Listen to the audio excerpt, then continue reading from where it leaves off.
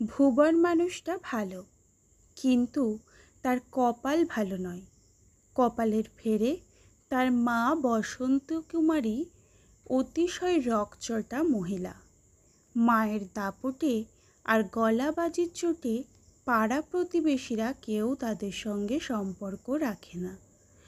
আবার কপালের দোষে ভুবনের বউ নয়নতারাও হলো সাংঘাতিক দজ্জাল। নয়নতারাকে পছন্দ করে ভুবনের বউ করে এনেছিলেন মা বসন্ত কুমারী। এখন শাশুড়ি বউয়ের সকাল থেকে রাত স্তক রোজ এমন কুরুক্ষেত্র হয় যে কহতব্য নয়। ঝগড়ার চোটে বাড়ির পোষা বেড়ালটা বিদায় নিল। পোষা নেড়ি কুকুরটাও মনের দুঃখে করালিবাবুর বাড়িতে গিয়ে জুটেছে। ডাকলেও আসে না। কাকপক্ষীরাও আনাগোনা বন্ধ করেছে। কাঙাল ভিখিরিরা অবধি এ বাড়ির ছায়া মাড়ায় না। ভুবনেরও মাঝে মাঝে সন্ন্যাসী হওয়ার ইচ্ছে হয় বটে, কিন্তু ঠিক সাহস পায় না। সন্ন্যাসী হলে নেংটি পরে থাকতে হবে, ভিক্ষে করে খেতে হবে। সাধন ভজনের খ্যাপাও তো কম নয়।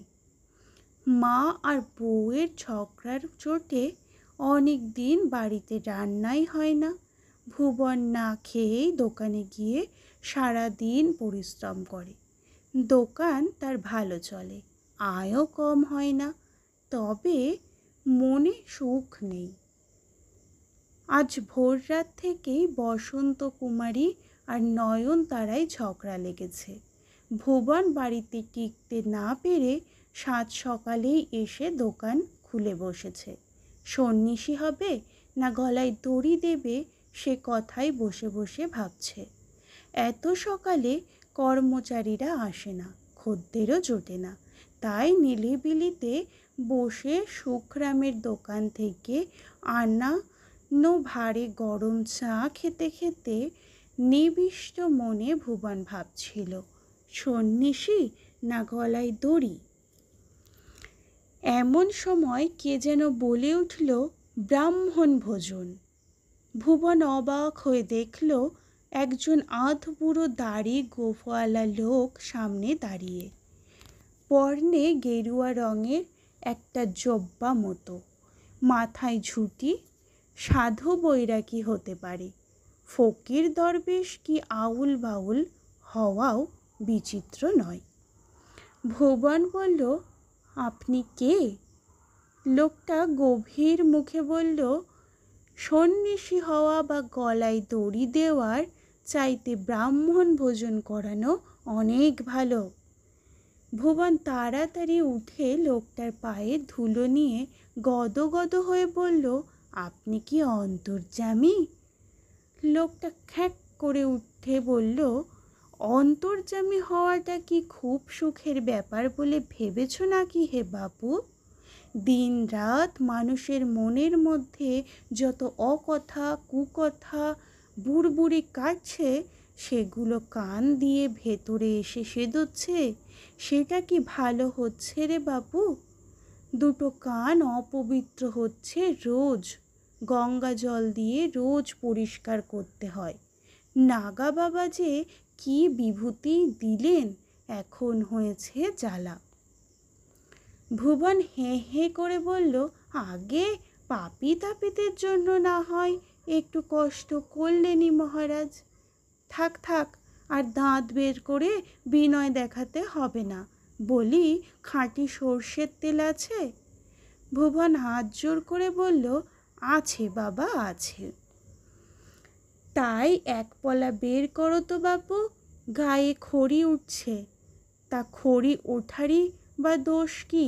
কৈলাস থেকে হেঁটে আসছি, 4 দিন স্নান নেই।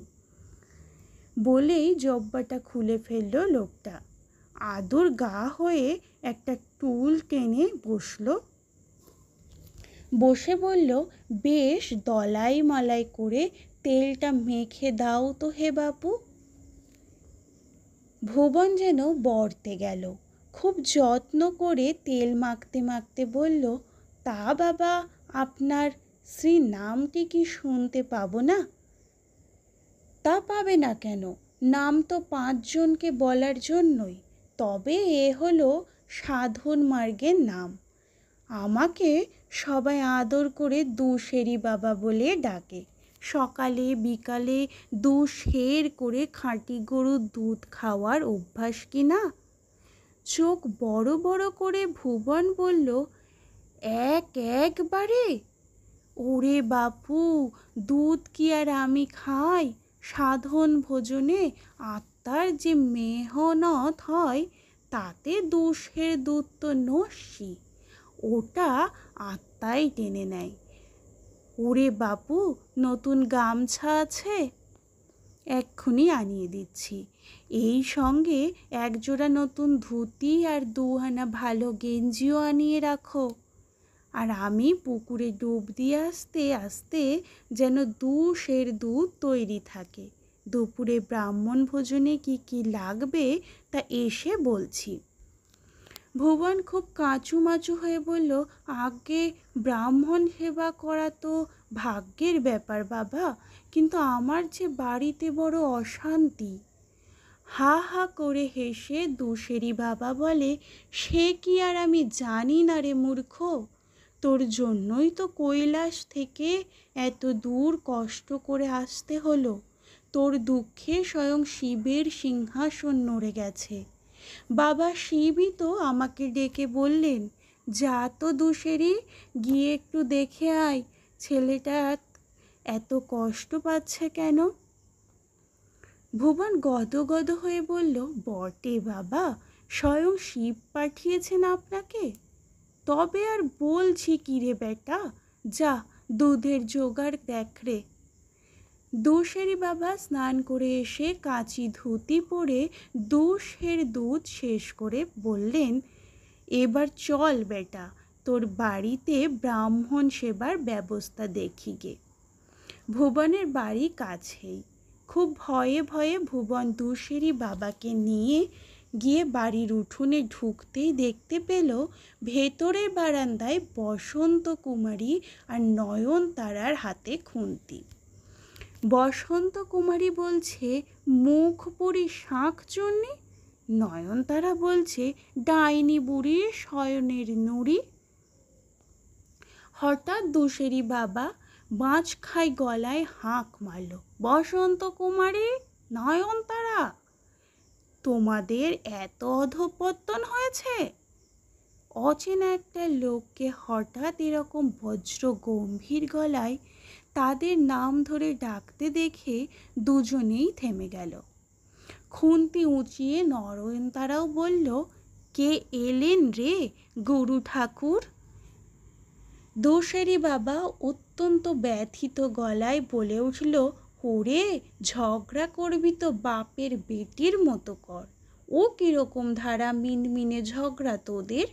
তোদের ঝগড়া ছিরি দেখে কৈলাসে যে মা দুর্গা হেসে কুটিপাটি।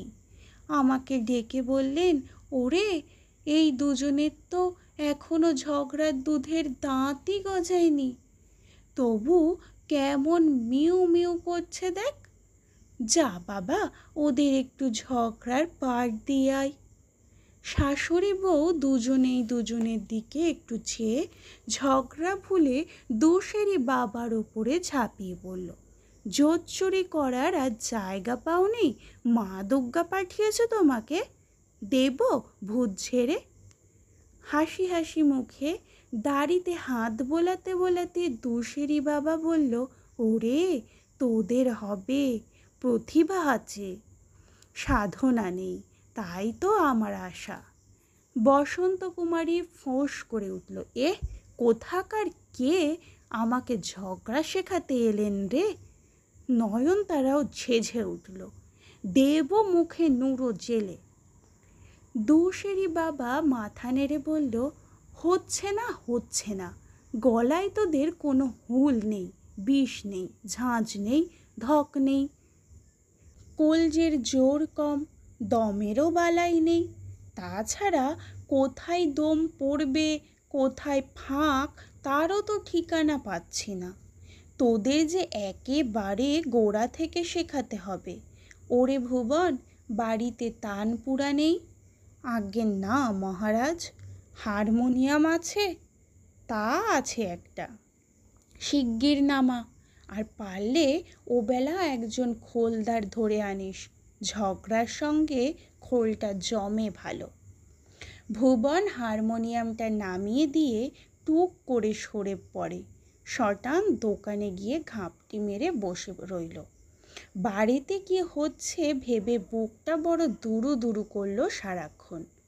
দুপুরবেলা বাড়িতে এসে তাজ্জব, ভেতরের বারান্দায় দুশেরি বাবা খেতে বসেছে।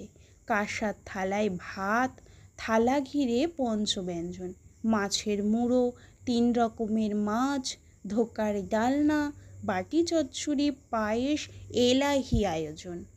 নয়নতারা ঘোমটা দিয়ে পরিবেশন করছে। বসন্ত কুমারী কাছে বসে হাত পাখা দিয়ে হাওয়া করছে দুশেরি বাবাকে। ভুবনকে দেখে দুশেরি বাবা উদার গলায় বলে, আয় বেটা আয়, তোর ঘরে যে সাক্ষাৎ মা মনসা আর চামুন্ডার বাস, তুই তো ভাগ্যবান রে। এ বলে আমাকে দেখ, ও বলে আমাকে। তালিম দিতে গিয়ে দেখি দুজনেই ঈশ্বর দত্ত ক্ষমতা নিয়ে এসেছে। সাধনা করলে অনেক ওপরে উঠতে পারবে, তবে একটু সংযম, ধৈর্য আর পরিশ্রমের দরকার। যে আজ্ঞে বাবা। দুপুরে দুশেরি বাবা একটু টেনে দিবানিদ্রা দিল। ভুবন খেয়ে উঠে দেখল তার মা আর বউ রান্নাঘরে মুখোমুখি বসে খাচ্ছে আর খুব ফিসফিস করে নিজেদের মধ্যে কি যেন কথা কইছে। দুপুরে একটু গড়িয়ে নিয়ে বিকেলে উঠে ভুবন দেখল দুশেরি বাবা মাদুর পেতে হারমোনিয়াম নিয়ে বসেছে। তার এক ধারে বসন্ত কুমারী, অন্য ধারে নয়নতারা। দুশেরি বাবা বসন্ত কুমারীর দিকে চেয়ে বলল, এবার শুরু করো মা। মুখ পুরি বলার সময় একটু শুদ্ধ নি গলাতে হবে, মনে থাকে যেন। বসন্ত কুমারী ভারী কুণ্ঠিত হয়ে বলল, আমার কি আর বুড়ো বয়সে ওসব হবে বাবা? আরে হবে হবে। আর নয়নতারা মা, তুমি যখন ডাইনি বুড়ি বলবে তখন করি মধ্যম। নয়নতারা লাজুক মুখে বলল, বড্ড লজ্জা করছে যে বাবা। দৃশ্যটা দেখে ভুবনের চোখে জল এলো। তার জীবনে যে এমন সুদিন আসবে তা সে কখনো কল্পনাও করেনি। না, লোকটা যদি ঠক জোচ্চুরো হয় তো হোক, ভুবন দুশেরি বাবাকে ছাড়বে না।